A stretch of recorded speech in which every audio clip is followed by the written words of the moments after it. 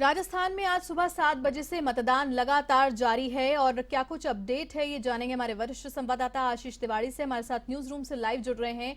आशीष, क्या कुछ अपडेट है? सुबह 7 बजे से लगातार मतदान किया जा रहा है। ग्रामीण क्षेत्र की बात की जाए तो वहां पे वोटिंग परसेंटेज सुबह का ज्यादा रहा और शहरी क्षेत्रों में दिन का परसेंटेज ज्यादा रहा। राजस्थान में कमल खिलेगा या फिर से एक बार पंजे की मजबूती दिखाई देगी? ये तो 3 दिसंबर को तय होगा, लेकिन उससे पहले आज क्या कुछ रहा सुबह 7 बजे से लेकर अब तक, और अब लेटेस्ट वोटिंग परसेंटेज क्या है वो भी हमारे दर्शकों को बताएं।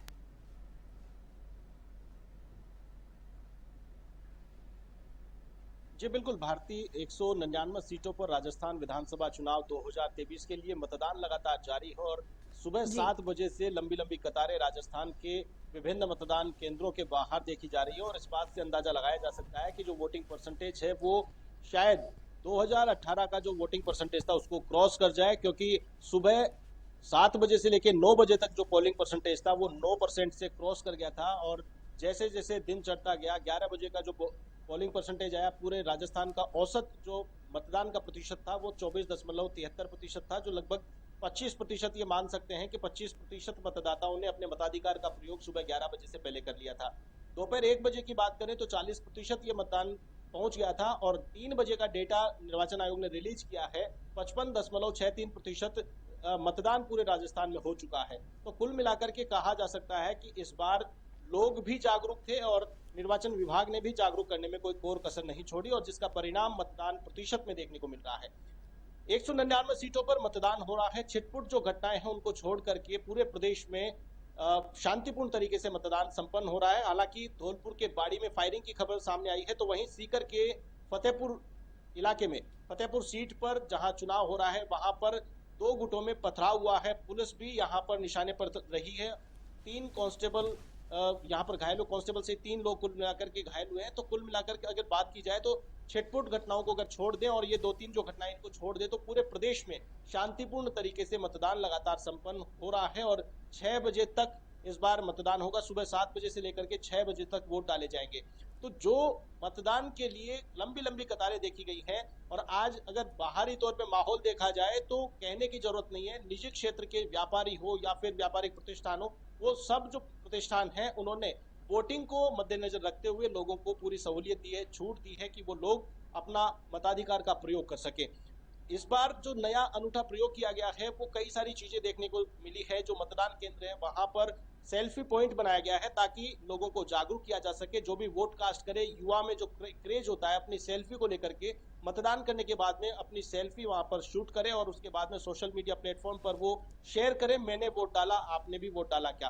तो ये एक जो कवायद थी, एक सोशल मीडिया के जरिए लोगों को जागरूक करने की कवायद थी, उसमें भी कहीं न कहीं सफलता हासिल हो रही है। लेकिन चौंकाने वाली बात ये एक और आ रही है कि एक और जहां स्वीप कार्यक्रम चलाया गया, निर्वाचन विभाग ने लोगों को जागरूक करने का काम किया, लेकिन कई इलाकों से खबरें आ रही है कि वहां पर कई लोग पहुंच रहे हैं लेकिन उनके नाम वोटर लिस्ट से गायब हैं। तो ये एक चिंताजनक बात है कि चूक आखिर किस स्तर पर हुई है। कई परिवारों के नाम मतदाता सूचियों से गायब हैं। कई बूथ पर ऐसी सिचुएशन आई है कि वहां पे 50 लोग हैं। चोमू की बात करूं तो 50 लोग हैं जिनके नाम मतदाता सूची से गायब है। एक और वार्ड है वीर हनुमान जी का रास्ता, वहां पर लगभग 15 मतदाता ऐसे हैं जिनके नाम गायब है। जयपुर की अगर मालवीय नगर विधानसभा सीट की बात करूं तो एक परिवार का पूरा परिवार के नाम वहां से गायब है। तो ये एक गंभीर चूक इसे माना जा सकता है। तो कहीं न कहीं निर्वाचन विभाग को भी इस ओर ध्यान देने की आवश्यकता है, इस ओर जांच करने की आवश्यकता है कि जहां एक एक वोट के महत्व को गिनाया जाता है, उसको प्रमोट किया जाता है, तो वहीं दूसरी ओर ये बल्क में जो वोट है वो मिस हो रहे हैं। तो कहां ये चूक हुई है, क्योंकि कहीं न कहीं पिछले विधानसभा चुनाव में या पिछले नगर निगम के चुनाव में ये नाम थे और अब इनको अगर काटा गया तो बिना शिफ्टिंग के ये कैसे नाम इस सूची से अलग हो सकते हैं। तो ये एक जरूर आत्मचिंतन की, आत्ममंथन की निर्वाचन आयोग को जरूरत है और जो लोग इसमें लापरवाह उनके खिलाफ एक्शन लेने की जरूरत है। वहीं पूरे प्रदेश की अगर बात करें तो 3 ऐसी घटनाएं हुई हैं, 3 लोगों की जान चली गई है। मतदान के लिए कतारों में खड़े थे लोग, 3 अलग अलग जगहों पर 3 बुजुर्गों ने दम तोड़ दिया जो अपना मताधिकार का प्रयोग करने घर से निकले थे और मतदान करने के लिए कतार में खड़े थे, लेकिन वहीं कोई गिर गया और हालत खराब हुई। उसके बाद में हॉस्पिटल में भर्ती कराया गया और वहां पर चिकित्सक ने उसे मृत घोषित कर दिया। 3 जगहों से ऐसी घटनाएं आई हैं। तो वहीं ईवीएम खराबी की अगर बात करें तो ईवीएम खराबी की भी घटनाएं आई हैं। सीकर, श्रीगंगानगर आदि कई जिलों में चौमू में, जयपुर में कई इलाकों में ईवीएम खराब हुई है। तो ईवीएम को लेकर के क्विक रेस्पॉन्स टीम का गठन किया गया, जो कि इमीडिएट जहां भी सूचना मिली ईवीएम को लेकर के, खराबी को लेकर के, तो वहां जाकर के ईवीएम को रिप्लेस किया गया। वहां पर तुरंत जो मतदान बाधित हो रहा था उस मतदान की बाधा को दूर किया गया है।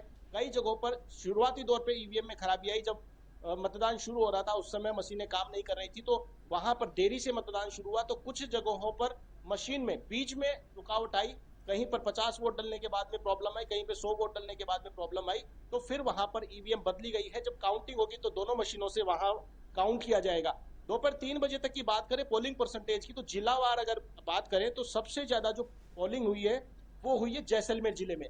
जैसलमेर में 63.48% वोट डाले गए हैं। तो वहीं सबसे कम अगर बात करें तो पाली जिले में सबसे कम वोट डले हैं, 49.79% वोटिंग हुई है पाली में। दोपहर 3 बजे तक के डेटा का एनालिसिस अगर करें तो जयपुर में 55.75% वोट डाले गए हैं।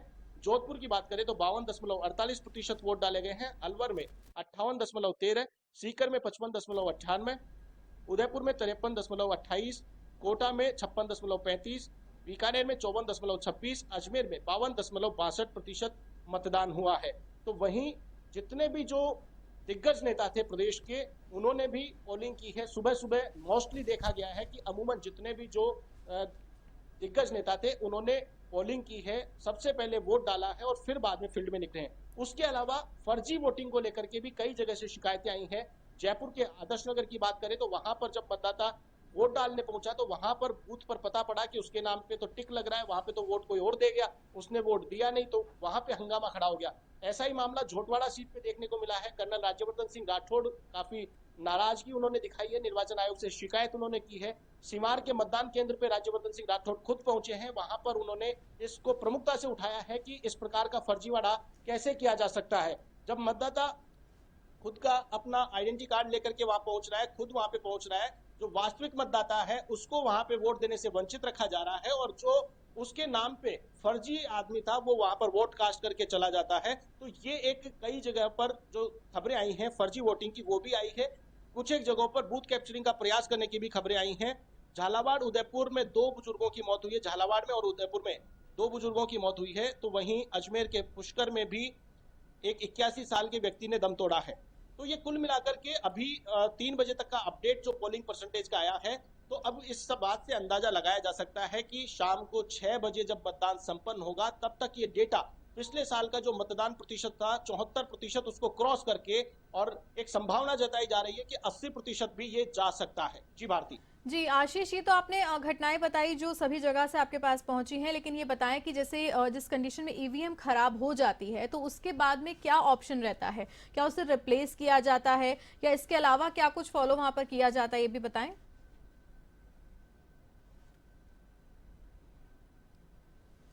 बिल्कुल भारती, बताना चाहूंगा कि हर विधानसभा क्षेत्र में रिटर्निंग ऑफिसर एसडीएम के अंडर में पूरा कंट्रोल रूम बनाया जाता है। हर एक विधानसभा 199 सीटों पर चुनाव हुए हैं, तो 199 कंट्रोल रूम बनाए गए हैं और उनके ऊपर एक सुपर कंट्रोल रूम जो भी जिला हेडक्वार्टर पे बनता है। तो जो उपखंड स्तर पे एक विधानसभा क्षेत्र पे जो कंट्रोल रूम बना है वहां पर रिजर्व पोलिंग पार्टी भी रखी जाती है और रिजर्व में ईवीएम मशीनें भी रखी जाती है। टेक्निकल फॉल्ट को रिपेयर करने के लिए एक्सपर्ट्स की टीम वहां पे अलर्ट मोड पे रखी जाती है। क्विक रेस्पॉन्स टीम एक गठन की जाती है जो कि इमीडिएट कंट्रोल रूम को जैसे ही मैसेज मिलेगा विद इन 10 to 15 मिनट वो वहां पर बूथ पर पहुंचेगी वो टीम, और पुलिस एस्कॉर्ट में वो टीम पहुंचती है वहां पर। इमीडिएट वो वहां पर जाकर के कोशिश करती है कि जो ईवीएम वहां पे है उसी ईवीएम को रिपेयर कर दिया जाए, उसी ईवीएम में कोई टेक्निकल जी आशीष, इस वक्त आपको रोकना चाहूंगी, आप बने रहिए हमारे साथ। फिर से आप